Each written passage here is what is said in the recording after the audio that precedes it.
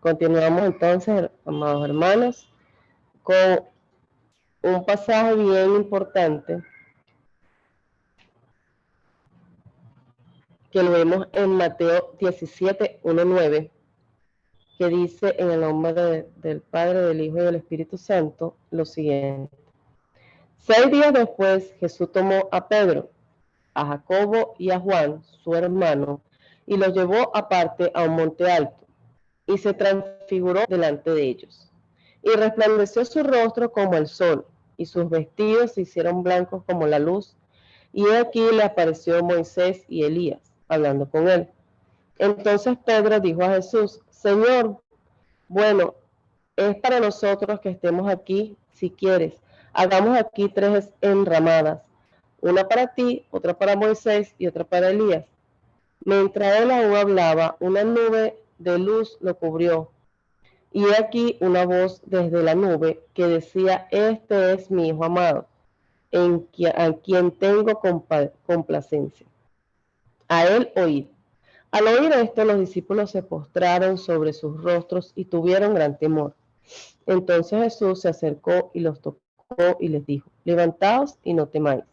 Y alzando ellos sus ojos, a nadie vieron, sino a Jesús solo. Cuando descendieron del monte, Jesús les mandó diciendo: No digas a nadie la visión, hasta que el Hijo del Hombre resucite de entre los muertos. Amén. Dice la palabra que 6 días después de haber probado a sus discípulos, después de la pregunta que les hizo, a la cual Pedro respondió que él era el Cristo. Este evento es narrado en los 3 evangelios. Jesús se transfigura. Es un pasaje muy enriquecedor. Transfigurar, pues se transforma. Aquí vemos que se vuelve radiante en gloria divina.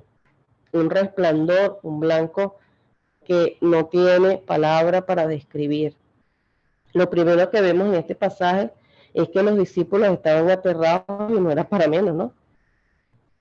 Cualquiera creo que hubiese hecho lo mismo.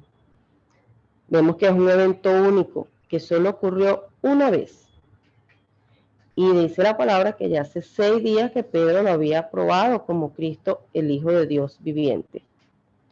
Solo se llevó a Pedro, a Jacobo y a Juan, dice la palabra. Y recordemos que, bueno, que no solo para este evento, estos 3 eran escogidos. También lo vemos en el pasaje donde sanó a la suegra de Pedro, y lo vamos a ver también en el huerto de Getsemaní más adelante.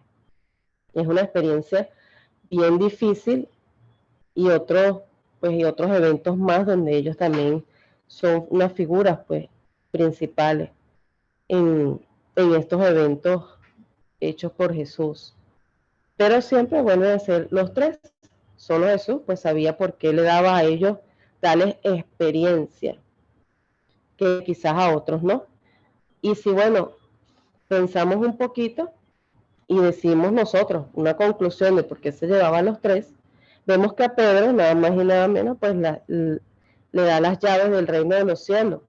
Fue usado de gran manera para la obra de Dios, sobre todo en la expansión de la palabra en aquel entonces. A Jacobo, que pasó a ser la cabeza de la iglesia, la primera de Jerusalén, la iglesia que se celebró en el primer concilio. A Juan, un discípulo amado, lo dice la palabra, elegido por Dios para escribir la última revelación, escribiendo en el Apocalipsis.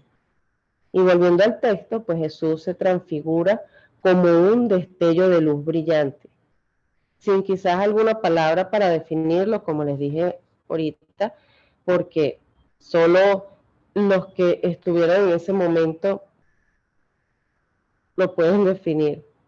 Pero dice que, bueno, en el cual Jesús irradia su gloria. Es una luz que es de una luz de manera inusual. Y en nuestra mente finita, pues, nuestra mente humana, quizás no podemos imaginarnos cómo fue ese momento. Pero es una enseñanza grandiosa, de gran relevancia, y específicamente, pues, se habla que fue una experiencia única. Disculpen.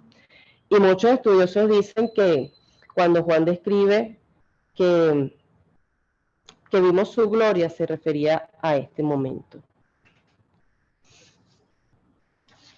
Vemos después de la transfiguración, vemos en la palabra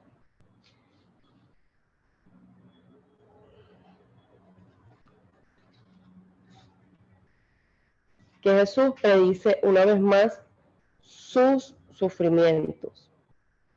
Eso lo vamos a ver en Mateo, en Marcos y en Lucas, donde una vez más, pues él predice y es necesario, les explica a sus discípulos, padecer por los ancianos de la ley, morir y resucitar al tercer día. Aunque ellos no los comprendían en ese momento, pues él siempre trataba de explicarle lo que iba a venir.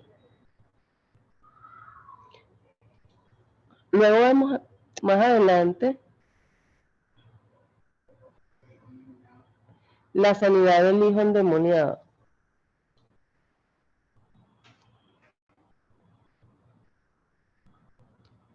La palabra nos dice que en Mateo, en Marcos y en Lucas, no sé si algún hermano tiene o podría tener Lucas 9, 43, 45.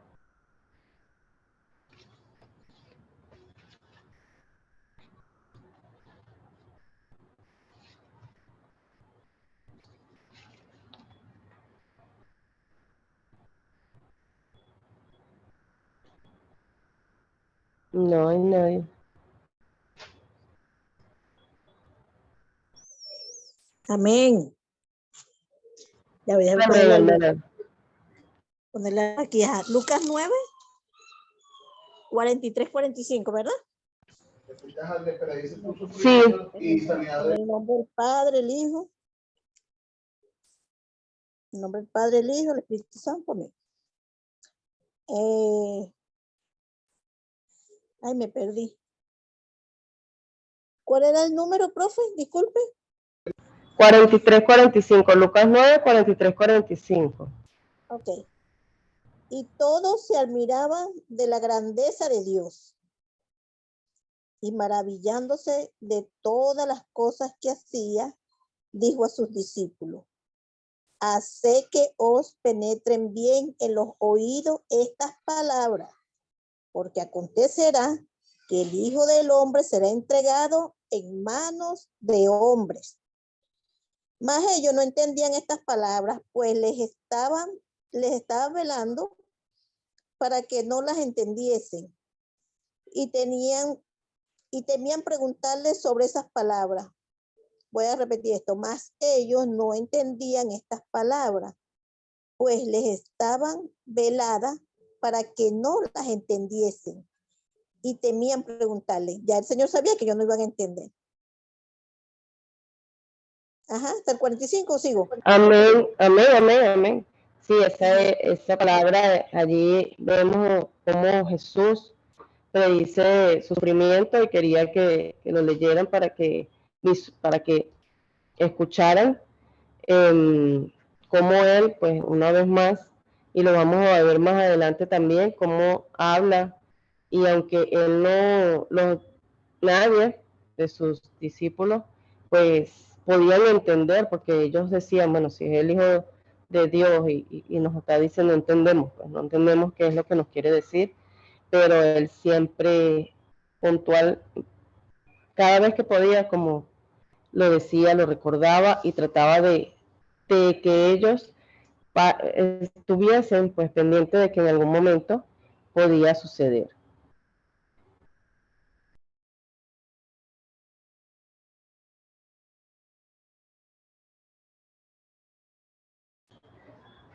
Ok, vemos más adelante la incredulidad de los hermanos de Jesús.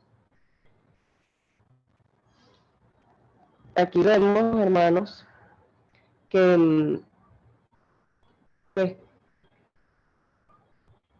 que la fiesta de los tabernáculos nos dice aquí un poco en la guía estaban los hermanos de Jesús, resumiendo, y bueno, ellos querían que Jesús publicara sus obras, sus milagros, que hiciera pues al que se manifestara al mundo en ese momento. Y pues sabemos que la idea de los hermanos de Jesús en ese momento quizás no era ni siquiera de ellos, era una nueva tentación para ser probado. Y ellos le decían, pues, ajá, revélate, haz aquí como haces en otros lados para que vean que tú eres el Mesías. Como si fuese un acto pues público, algo que él debía de estar aprovechando la ocasión para hacer señales. Y bueno, Jesús les dijo, mi tiempo aún no ha llegado. Faltan aún todavía meses para que su tiempo llegara, y él lo sabía. Y por eso no hacía pues que los demás, con las cosas que le decían para que fuese revelado, o con todas esas tentaciones que le decía a su familia, todo su entorno, pues él no, no seguía ese juego, vamos a llamarlo así, de esa manera.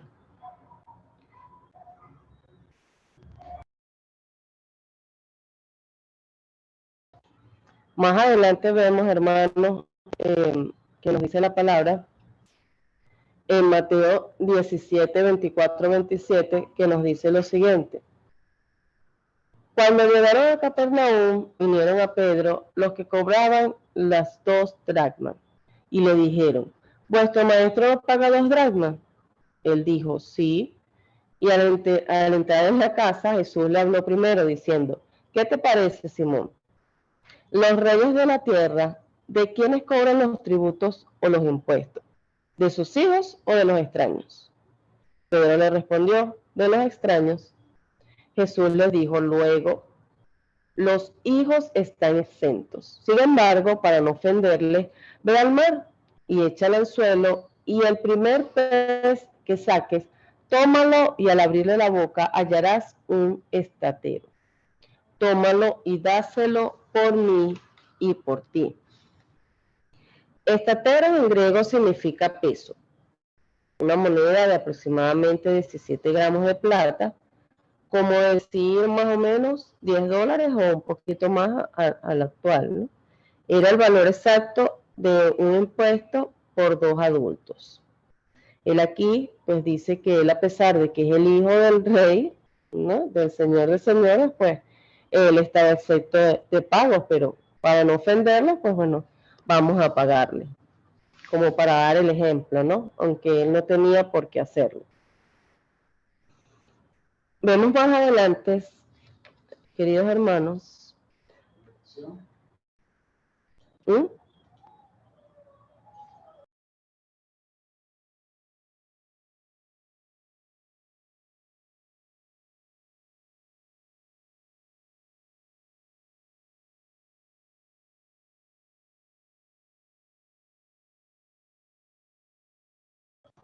vemos la parábola del siervo misericordioso y misericordia, que nos dice lo siguiente.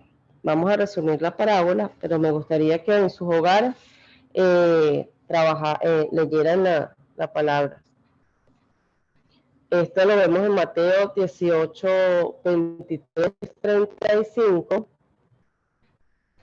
que dice que eran 2 siervos. Uno de ellos estaba en deuda con su amo, el cual el amo tuvo compasión de él, porque aún quitándole todo lo que tenía, incluyendo su familia, no cubría la deuda que éste tenía con ese rey. Y el amo pues decide perdonar la deuda de su siervo. El mismo siervo deudor pues tenía un compañero, un consiervo, que éste le debía a él. Luego se lo encuentra y decide pues cobrarle dicha deuda. Esa deuda, hermanos, era mínima. Para lo que él debía al rey, esa deuda era mínima. No tenía pues ni parecía ni igual con la que tenía ese siervo con el amo. Y por más que éste le rogó que no lo metiera preso y que le perdonara su deuda, él no escuchó. Y lo condenó, no lo perdonó y pues lo hizo que lo metieran preso. El amo, viendo todo esto, pues se enojó y envió a los verdugos para que hicieran pagar hasta lo último que éste le debía. Jesús explica que así será el reino de los cielos, ya que de todos debemos tener misericordia y perdonar a nuestros deudores. No es fácil, pero tenemos que hacerlo, pero hacerlo del corazón. Porque nosotros también cometemos errores, nosotros también tenemos deudas, no solo monetarias, y pues nos gustaría, ¿verdad?, que fuésemos perdonados. Y aquí, bueno, es como una lección de humildad, una lección de perdón, una lección de misericordia, una cosa fuerte para muchos, que nos gusta pedir, pero no nos gusta dar. Nos gusta pedir perdón, pero no nos gusta dar perdón. Se nos hace muy difícil. Nosotros, pues, humanamente a veces clamamos por perdón, pero muchas veces no queremos perdonar al otro. Y esto es un poco lo que nos dice esta parábola del siervo inmisericordia, que nos habla que pues el Señor en algún momento nos va a pedir cuenta, y así como nosotros perdonamos, así pues nosotros vamos a ser perdonados.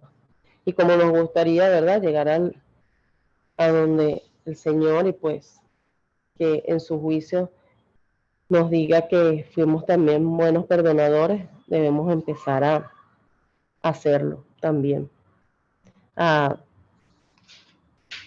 pues a practicar la palabra, no solo a oírla ni a leerla, sino a practicarla, que es una de las cosas más importantes.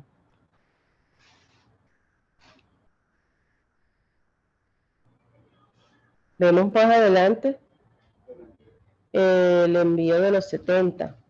Aquí nos habla en la palabra en Lucas 10, 1-16, que lo primero que hizo durante ese periodo, pues el Señor fue escoger a 70 hombres y enviarlos a las ciudades y a las aldeas de Judea, con la misma instrucción con que mandó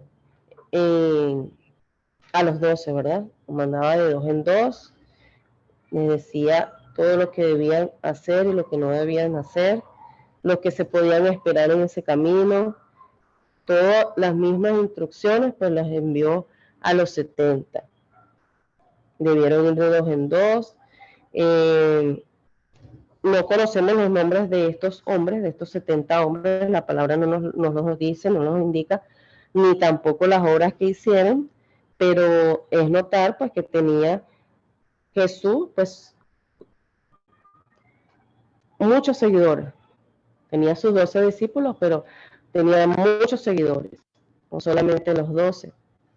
Les dio igual, les dio los mismos detalles, las mismas instrucciones en cuanto a todo lo que debían de llevar, el trabajo que debían realizar, cómo debían comportarse. Pues todas las instrucciones fueron bastante parecidas a las que les dio a los 12 en su momento, cuando los envió a Galilea.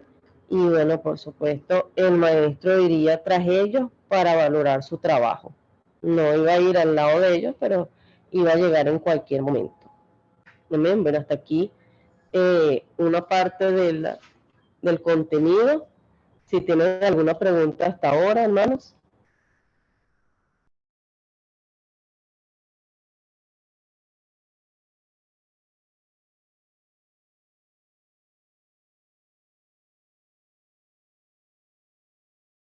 Bueno, si no hay preguntas, entonces continuamos con la siguiente parte, el siguiente objetivo. Bueno, mis hermanos, continuamos con este mismo objetivo número 3. Bien, sabemos la gran cantidad de milagros, de sanidades, de enseñanzas, de encuentros personales que tuvo nuestro Señor en su gran ministerio. Por eso es que este contenido número 5 es bastante largo, a muchos aspectos a considerar, a reflexionar, y lo cual entonces en esta parte lo dividimos en 2 clases, porque sabemos que el contenido es bastante largo. Son muchos aspectos en que pensar, en que reflexionar, y la verdad que es una gran bendición. Continuamos con este objetivo número 3, hermanos, lo cual entramos en el que Jesús es rechazado por los samaritanos. Vemos esto en la palabra de nuestro Señor para tener referencia en Lucas 9, 51 al 56, donde nos habla que Jesús se envió como mensajero a Jacobo y a Juan a una aldea de los samaritanos para hacer los preparativos de su paso del norte hacia Jerusalén para ir al templo. Pero estos samaritanos rechazaron tal proposición. Debemos entender, hermanos, el contexto a la principal disputa entre los judíos y samaritanos. Y debemos tener en cuenta este aspecto en cuanto al sitio de culto a Dios. Para los samaritanos era el monte de Gerizim, donde argumentaban que en este monte fue donde se construyó el tabernáculo en los tiempos de Moisés, y que también fue la prueba de sacrificio para Dios por parte de Abraham con Isaac. Y para los judíos era Jerusalén, donde primeramente se construyó el templo en Salomón, y luego construido por Herodes el Grande. Recordemos que anteriormente los samaritanos recibieron a Jesús de gran manera y pasó tiempo con ellos para dar palabra, pero esta vez por los celos que habían, que iban hacia Jerusalén, fue cuando cambiaron esta postura. Es donde vemos estos discípulos le mencionan a Jesús que si mandaban fuego del cielo como lo hizo en su momento Elías y los consuma por no recibirlo. La respuesta maravillosa de Jesús, que la verdad vemos en su gran misericordia, donde nos deja una gran enseñanza, hermano. ¿No saben ustedes qué espíritu soy? El Hijo de Dios no vino a perder almas, sino para salvarlas. Una gran bendición esa pequeña porción de la palabra. Es una clave de dónde vemos la diferencia, hermanos, entre lo que es el Antiguo Testamento y el Nuevo Testamento. Porque era otros tiempos y había un gran plan de salvación para todo aquel que creyese libre y voluntariamente en nuestro Señor. Y como lo vemos también en la palabra de Dios, que en su segunda venida que juzgará a todos por sus acciones y sus obras. Continuamos, hermanos, y seguimos entonces con lo que es la sanidad de los 10 leprosos. Vemos esta referencia en Lucas 17 del 11 al 19. Donde Jesús con sus discípulos iban entre las regiones de Galilea y Samaria, con rumbo a Jerusalén. Y al entrar en una aldea, le salieron al encuentro 10 leprosos, 10 hombres que padecían de esta lepra. Lo cual, estos hombres se pararon y desde lejos le dijeron a gran voz: Jesús, Maestro, ten misericordia de nosotros. La respuesta de Jesús, conforme a lo que es Levítico 13:49, ir y presentarse a los sacerdotes en la medida que cambiaba en obediencia, fueron limpios. Bien, en este proceso. Pero es donde vemos la gran enseñanza que deja esta porción de la palabra. Uno de ellos, al ver que fueron sanados, se volvió glorificando a Dios a gran voz y se postró ante el maestro en muestra de gratitud. Este hombre que se devolvió, otro extranjero, un samaritano, que se volvió en gratitud por la obra realizada en su vida y por su fe fue salvo. ¿Cuántos de nosotros, hermanos, en su momento buscamos de la presencia de nuestro Señor por razones de sanaciones físicas, pero no espirituales? Un momento que tanto los hermanos que se encuentran ahorita en línea con nosotros y los que nos estarán viendo por diferido, tenemos que hacernos esa gran pregunta. Este hombre se volvió en gratitud y le fue presentada una dádiva que no pensaba que iba a recibir. Así es la misericordia de nuestro Señor, hermanos. ¿Quién ganó más? ¿Los 9 que se fueron al templo o el hombre que se devolvió al maestro y que recibió la salvación? Otro punto de reflexión, hermanos. Vemos cómo el Señor le muestra a sus discípulos que era necesario romper el muro de separación entre razas y que la diferencia sería ínfima en comparación de la grandeza de seguir a nuestro Señor Jesucristo. Vemos también en lo que fue en el desplazamiento de Samaria a Jerusalén y vemos lo que fueron las enseñanzas de la fiesta de los tabernáculos. Y lo tenemos reflejado en la palabra del Señor, en la guía práctica de nuestro Señor, en Juan 7 del 10 al 53. Para el mes de septiembre, hermanos, se iba a celebrar en Jerusalén la fiesta de los tabernáculos. Sabemos lo relevante de esta fiesta y que ustedes, hermanos, realizaron por recomendación como asignación adicional en la primera semana. Analizar un poco lo que fueron estas fiestas. Es una simulación de las tiendas o modo de vida del pueblo de Dios en el desierto una vez salieron de Egipto. Son 7 días de acción de gracia y de adoración al Señor por las bendiciones recibidas en el año. Qué importante tener esto claro, lo que contempla cuál es el motivo de esta fiesta del tabernáculo. Jesús vio la necesidad de asistir a estas fiestas motivado a la gran crisis que había estallado entre sus enseñanzas y las costumbres de los judíos. Y que bueno, que venimos nosotros recorriendo semana tras semana todas estas diferencias que se estaban presentando y cómo le hacía frente, cómo confrontaba nuestro Señor Jesucristo a todas estas doctrinas de hombre o todas estas enseñanzas de hombre. Lo cual, sin importar de lo que estaba por ocurrirle, el ministerio que tenía era mucho más importante que cualquier otra cosa. Estamos en una nueva fase de su ministerio y que es el llamado el último ministerio en Judea. Ya habíamos hablado del último viaje por la provincia de Galilea la semana pasada, ya ahora estamos viendo lo que era el último viaje en la región de Judea. Vemos cómo Jesús tuvo gran hostilidad en Jerusalén y que no pudo hacer muchas cosas, pero todo lo contrario en el resto de las aldeas de Judea, que sí le oyeron y con gran popularidad. Todo estaba preparado para poder llegar Jesús a estas fiestas, a pesar de la hostilidad. Primeramente, cuando envió a sus apóstoles de 2 en 2 y luego cuando envió a los 70 para continuar la obra en su nombre.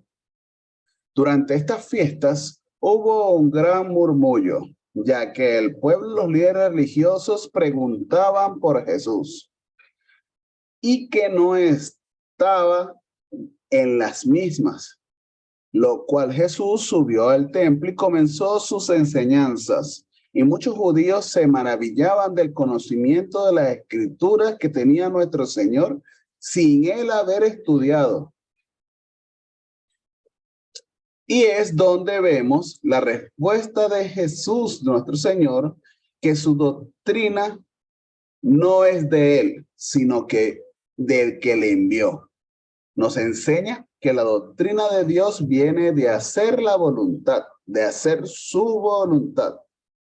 Hay que diferenciar, hermanos, lo que es la voluntad de Dios con la voluntad nuestra. Realmente son caminos completamente opuestos. Jesús confronta a los detractores con un ejemplo claro que le fue dada a la ley de Moisés, pero que ninguno la cumple, ya que preocupaban o procuraban realmente era matarle. Les dice Jesús, ¿qué demonios tienes que quieres matarlo? Y sabiendo que no están haciendo la voluntad de Dios, sino la de ellos y sus propios intereses. Le recuerda y hace una similitud de Moisés y Jesús con relación al día de reposo, que esto es importante tenerlo en cuenta, hermano. Todo hombre es circuncidado, sin importar el día que sea, de reposo o no, porque no se puede quebrantar la ley. Porque entonces, dice nuestro Señor Jesucristo, porque se enojan conmigo cuando sané completamente a un hombre en el día de reposo. Exhorta a juzgar con juicio justo y no solo por hacerlo con injusticia. Es importante tenerlo en cuenta este aspecto. Leemos y analizamos cómo Jesús se muestra con su verdadera naturaleza, quien fue enviado por el Padre y que ustedes no conocen. Pero Jesús sí le conoce porque fue él quien le envió. Y a pesar de la intrepidez, nadie le echó mano a Jesús porque todavía no era su hora. Jesús mencionó que estará un poco más de tiempo con ellos, pero después irá a un sitio donde vosotros no podrán ir. Y me buscarán y no me hallarán. Y donde los judíos se preguntaron, ¿dónde irá? Que no lo conseguiremos. Quizás irá a donde los griegos. Todavía se imaginaban, hermanos, lo que estaba por venir, ni se imaginaban de lo que estaba por venir. Y con una capacidad muy finita y con las capacidades de este mundo. El último día de las fiestas, Jesús alzó la voz y menciona, si alguno tiene sed, venga a mí y beba. Quien crea en él, correrán ríos de agua viva. Nos habla ya del Espíritu Santo, hermano, que descenderá sobre todo aquel que creyese en Jesús después que sea glorificado. Una gran división, hermanos, entre lo que la multitud, ya que unos decían que era un profeta y otros no creían que Cristo viniera de Galilea, y seguimos todavía con esa incipiente afirmación o hipótesis. Las escrituras especifican que Cristo debe venir del linaje de David. ¿Y de dónde era nuestro Señor? De la ciudad de Belén. Nada más que había esa confusión y sabemos que, bueno, lo hemos abordado anteriormente, que entonces le decían el Nazareno. Bien, de la ciudad de Nazaret. Todas las referencias a nivel de dónde vivía o dónde se crió, más como que no se dieron cuenta, no se quisieron dar cuenta que realmente su nacimiento corresponde a la ciudad de Belén. Los fariseos enviaron a apresarle, pero los alguaciles, sabemos que los alguaciles son los guardias del templo, no pudieron hacerlo, ya que estaban maravillados de las cosas predicadas por Jesús y menciona que ningún hombre ha hablado de esa forma. Por eso es que no pudieron apresarlo. Es donde Nicodemo, como parte del Sanedrín, y que le expliquesen el por qué desean apresarle a Jesús, incumpliendo las leyes de Moisés. La respuesta fue que ningún profeta de la región de Galilea se ha levantado. Vemos cómo estaban sesgados, a pesar de que Jesús se lo recordó, pero no le hicieron caso al respecto. Y sus intereses era apresarle y matarle por sus propios intereses dentro del templo y la influencia que tenía dentro del pueblo.